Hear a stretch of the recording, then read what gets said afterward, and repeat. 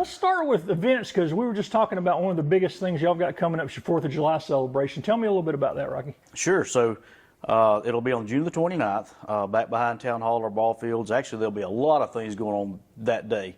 The main event will be, we've got Tracy Lynn, Nashville recording artist, as well as Guy Rigdon, who is he was on The Voice. If some of you watched The Voice, phenomenal. Both of them are phenomenal. We'll have a big stage brought up at the ball fields. We're expecting at least 5,000 to 10,000 people to come out to that. Obviously, we'll have fireworks, at dark. The fire department will be having their annual car show there at the Old Ace Hardware parking lot. Envision Williamston will be having bobbers on Big Creek, I think around noonish sometime during that time. So remind people what that is. So that's a lot of fun. Basically, businesses sponsor the event. To where you go out and you pay money, you get X amount of bobbers, you write your name or number on it, and you place those in the creek, and then they pull the net up, and then they go down. The first one down wins some pretty good prizes. So we're real excited about it. That's been a big, big hit. Not many people have a creek that flows through right in the middle of their town, so that's just one more of our amenities that we're able to offer, our residents. And one of the things that makes Williamston unique is that creek. So you'll have that. You have Jukebox 45 playing around before 4 o'clock. So sometime between noon and 4, they'll be playing on the amphitheater. I think they'll have a freedom market. So a lot of things going on that day. June the 29th. You don't want to miss that. This promises to be an epic one, probably our largest event we've ever had in Williamston, so we're super excited. We've got parking will be at the Palmetto Middle School and Palmetto High School, and we have chartered buses to bring people in and back out from that location, that parking location. As you know, with Williamston, parking is going to be very, very limited, especially with the fire department having their car show there in the old Ace Hardware parking lot. So you'll still have the other parking areas, around the Masonic Lodge and that soccer fields and that type stuff, but those will fill up very, very quickly. So we've got that overflow parking. Handicap, this year we'll have handicap parking that will be behind the old Ace Hardware building, and there'll be an officer there stopping folks and only letting those that are credentialed in for handicap parking. So a lot of good things going on June the 29th. Don't miss it. I promise to be epic. We're always constantly improving our park. Our Mineral Spring Park is either the oldest or the second oldest public park in the United States, next to Boston Commons. And so we're constantly making improvements there. The latest improvement that we're working on is the old fireman's gazebo. That thing, I don't know when it was erected, but it's probably, I would say it dates back to the early 1900s. So there's some foundational issues that we've been working with. And we've had our team out there making those repairs, getting it level, the pad that it sits on. Would like to put some swings or something like that, porch swings on that gazebo and make that an area an area people want to go to. Right now, that gazebo is largely unused. We call it the fireman's hut. It's near the spring, but it's not right on top of the spring. So one of the uses that we've got a local, actually a Baptist preacher, Michael Joe Harvell, has started a Brotherhood of the Leaf. And so what that is, that's a group of men and sometimes some ladies that may come out that enjoy a good cigar, good company, good fellowship. So I have designated that area as our smoking area, designated smoking area. So away from the playground, away from where most people would gather. Previously, the only smoking area in the park was the roadway. Well, that's kind of a little bit of a liability for me to say the area, you got to go stand out in the road and smoke a cigarette or cigar. So we've got butt cans there and that type of stuff for those who smoke. I don't condone smoking. I don't like smoking, but I do enjoy a good cigar. Pickleball court. So I drove through last night. And this was like 10:30 at night. Every single court was full, and there was all races, all demographics, all ages. But I would say primarily, and it was very, very unique. I told my wife, I have never seen that where primarily it was roughly 18 to 20-year-olds, and they were out enjoying themselves, not getting in trouble. It's great to have things for people to do. The basketball courts were full. I want to say there was 30, 40 people on the basketball courts, just having a good time, getting exercise. Again, that quality of life and those amenities are fantastic for Williamston. You don't find that in many other jurisdictions. And we're really not that far away from the Springwater Festival. Oh, it's coming up quick, coming up real quick. This year it will be in August again. I have been told most likely that will change to the spring of 2025 for the next one, so get prepared for it. That's still in the planning stages and in the works, but Springwater Festival is coming up. I don't have very many details as far as like headliners, that type thing, but it promises to be another good one. It also a hot one. If it's going to be in August, it's going to be hot. We had a tremendously successful Pig in the Park event. Thousands of people turned out. We raised quite a bit of money to be able to give back to local charities. So that was always a big benefit. We're happy to see that. And I know I'm bouncing all over the place, but I will give you kind of another little bit of tidbit information. Council, as you know, just finished up our budget work session. And two of the things that we listed as priorities this fiscal year, when our fiscal year runs July to July, two of our main priorities will be playground in Mineral Spring Park. We're getting some numbers together to try to see if we can make that happen. As you know, that's a very shaded area, lots of those older oak trees, and it's very, very difficult to get grass to grow. There's no fenced in area around the playground. The cars park in very close proximity to the playground. Our playground currently is not 100% ADA compliant, even though we do have a handicap swing. That we want to do more. So the plan, and this is a tentative plan, but the plan will be to replace that playground equipment that served us since the early 90s with new, more modern equipment to fence in that area and to also astroturf that area. So you have a nice fall-safe surface that's also ADA compliant with a lot of the things to give those who are handicapped more things to do and more activities to do. And they make it a lot easier just to blow it off. Plus, it's more aesthetically pleasing for sure. So that's in the works. Also, Brookdale Park, we want to make some improvements there. One of the things that we want to improve is that shelter that's there that gets used fairly regularly for family reunions, that type thing. And a lot of people don't even know that Brookdale Park, it's over on Crescent Drive off of Bigby in Williamston. That's a historically predominantly African American park back during the days of segregation. Obviously, we don't have segregated parks anymore, but it's a wonderful gym that we have in our community, and just one more amenity that I think we could do a better job of promoting that. So we're looking to replace that shelter. We just had the basketball courts there, brand new goals put up, had the courts restriped. So we want to make some improvements there and make that more marketable to our community to let folks know that is available to them. So that's in the works as well. And back to Mineral Spring Park, just down the path over across from the dog park, you've got some buildings. Any news on the updates on those, the old water? Okay, so we're talking about back behind the fire department, the old water treatment plant. Yeah. So that deal has been made with Big Creek Station LLC. That's the same developers that developed Hampton Station downtown Greenville. Now, what their plan is, they've already started cleanup efforts over there, getting things out, getting the building secured so we don't have vagrants and that type of stuff in and out of that facility, which we've had for years. It hasn't been in use since the early 2000s, so 20 plus years. The first plan and the first step of that is going to be basically creating a gathering spot. They may have events down there where you have food truck vendors to help promote that area and get people who are interested in occupying a permanent location in there. So those events, I look to start seeing those happen this summer and in the fall. So bringing basically food truck rodeos and maybe having some music and stuff like that out there to really promote that area. The second part of that is going to be the old historic depot that was moved from right back behind where I sit now at the old McDonald's. That's where that depot, I remember when that depot sat there. That was our freight depot for when the train would come right straight through here where Town Hall is. That was moved in the 80s, maybe early 90s, over to its present location over by our ball fields on Big Creek. So that will turn into an event space. We did not have the money to be able to upfit that building, do the things that we wanted to do, paint, deck, make it ADA compliant, that type thing. And we don't have the staff to be able to, if it's an event space, to be able to go clean up, rent it out, all these things. So Big Creek Station, that is a part of it. We did not sell the depot or the property associated with it. What we did is we're leasing that to Big Creek Station. They're going to turn that to a first-class event space. So we're excited about that too. Hopefully, at some point in time, we'd like to see a bridge that goes across that and really takes those two parcels and merges them together into one space that people will enjoy visiting.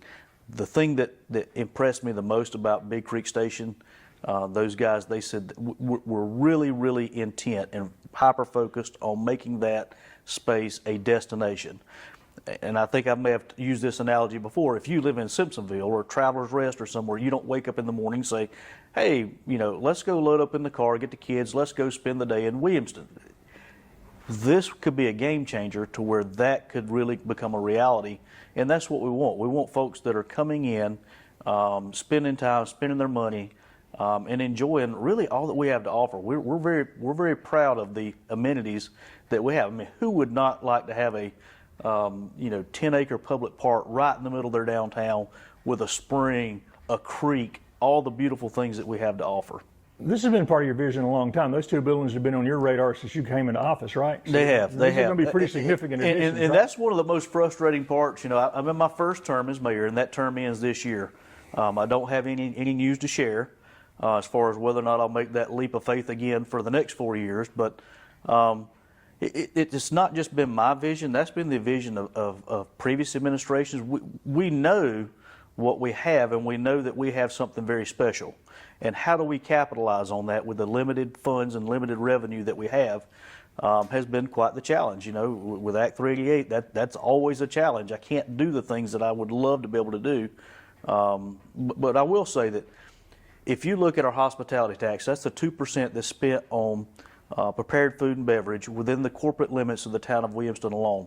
That has went from roughly $180,000 a year to this year, there's $300,000 that we're anticipating in revenue based on last year's numbers.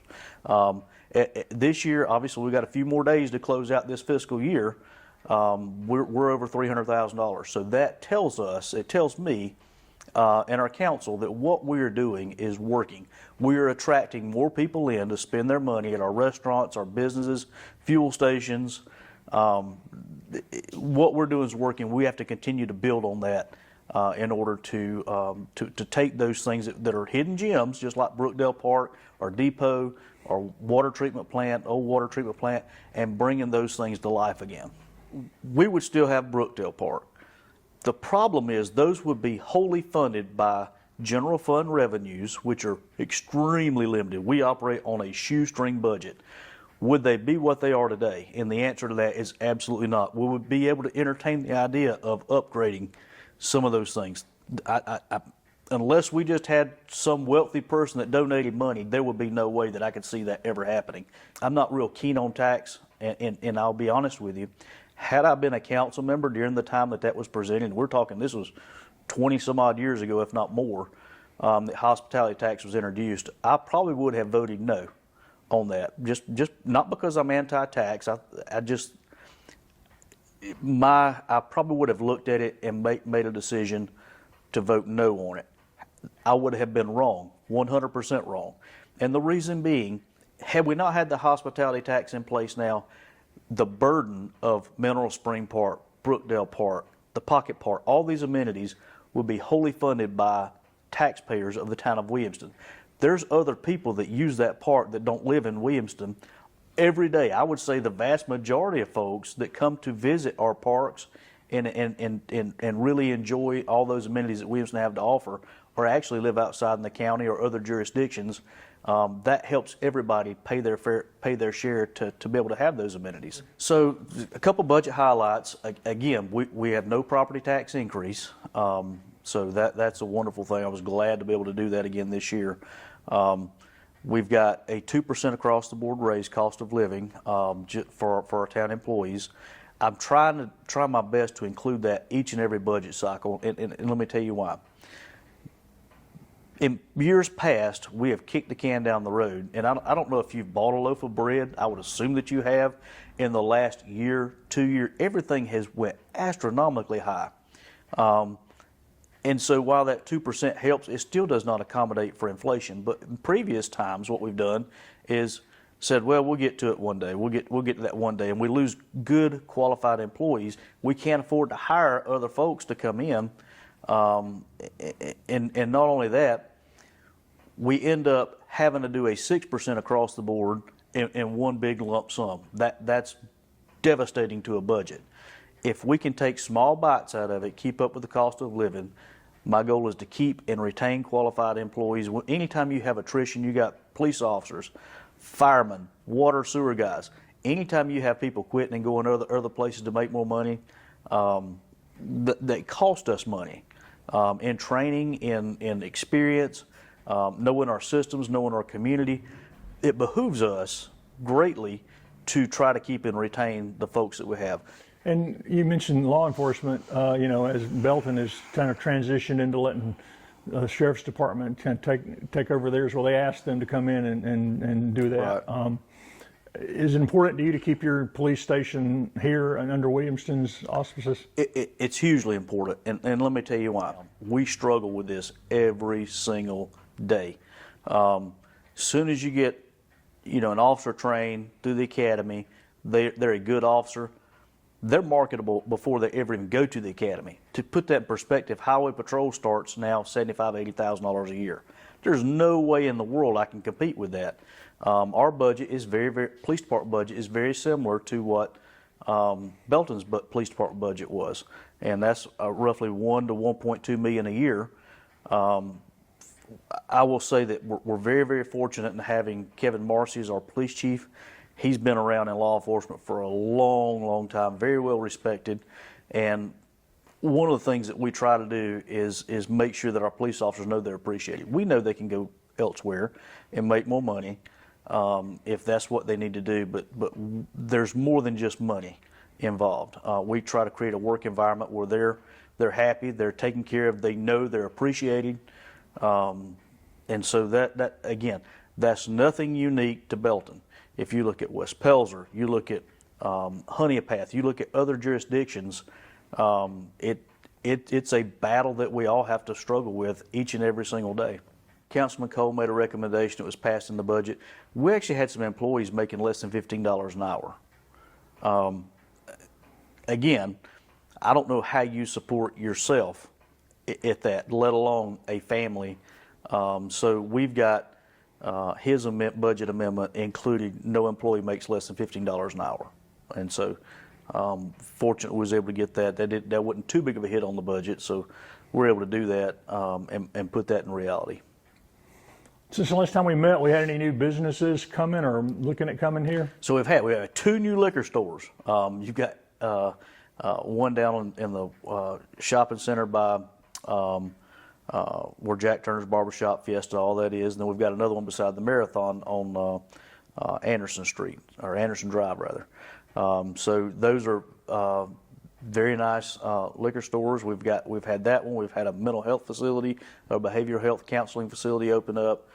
They do a lot of work with the school district, and anytime you got mental health, that's one of the big issues statewide that we struggle with. So having that occupy that space, that was, I believe, the old Nationwide. They've relocated, so that was their facility. They've made a lot of improvements to it. So when you ride by and you look at it, it was an old home that had been converted to the Nationwide facility. Now it's a behavioral health or mental health facility, counseling facility.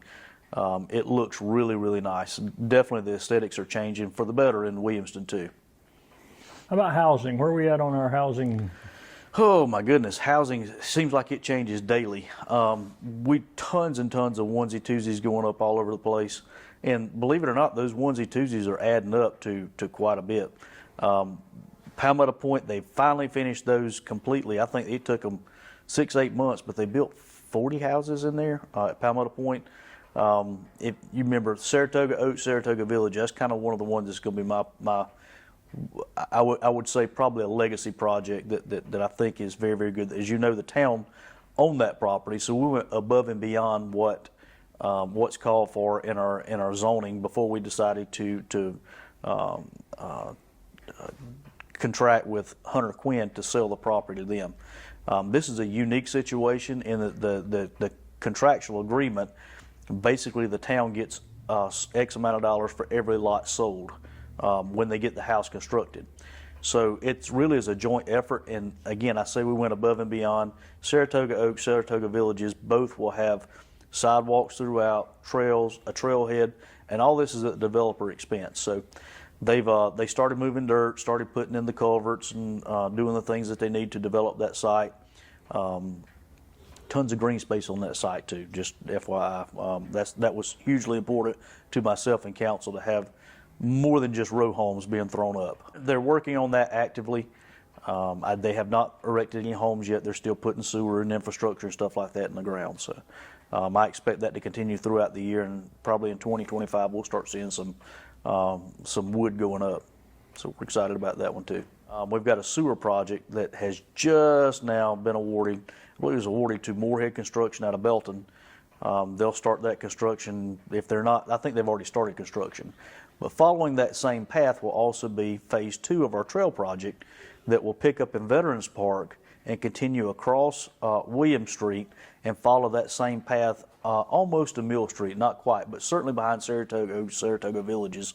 I don't know if I've told you this yet or not, or shared the news, but the Corps of Engineers got involved, and anytime the Corps of Engineers, because it follows that creek, Big Creek, anytime they get involved, that delays a project for a long, long time. We did get notification though that they're claiming they have no jurisdiction there. It's not a wetland, so that gives us the green light to go ahead and proceed. So I've been in contact with Alliance Engineering, who is our engineer of record on that project. They're getting ready to start bidding that one out. So we hope to see some construction on it by the end of the year as well. And the demand for trails just continues to grow, right? It'll continue to grow. There's people want amenities, and that is one huge amenity right now that really attract people to your town to be a destination. If you look at TR, before the Swamp Rabbit Trail, it was just a little hole in the wall, and really that Swamp Rabbit Trail, if you look at TR now, that was largely in part of the Swamp Rabbit Trail and the direct economic impact that the Swamp Rabbit Trail had. So we know that, we recognize that, and we're working hard to try to continue to develop and expand those amenities. Obviously, you got the cart June the 29th. I can't say that enough. You want to be in Williamston on June the 29th. July the 13th, we have the police book bag giveaway. That happens right before school starts up. That'll also include a scavenger hunt with Envision Williamston, so we're excited about that. On the 30th, they'll have bingo. Envision Williamston will have a bingo game that a lot of our seniors love to participate in that. And obviously in August, the 4th Saturday in August, we'll have Springwater Festival on Friday and Saturday. And then we start getting to the fall. We got Williamston Park and all that coming up. And then in winter, we'll have promises to be an outstanding winter wonderland. During Christmas time, you will find that it's a very magical place, especially during our winter wonderland event. We have snow, we got carriage rides, the park's all lit up. This year, we've got some frames that have not been used in quite a few years that hang on poles along Main Street, Greenville Drive, and Anderson Street. Those have been sent off to a company to be restrung with new LED lights. So we're hopeful that those will come out, and we'll get them back in time to be able to deploy those out. And that will do nothing but just add more to the aesthetics of our Christmas celebration.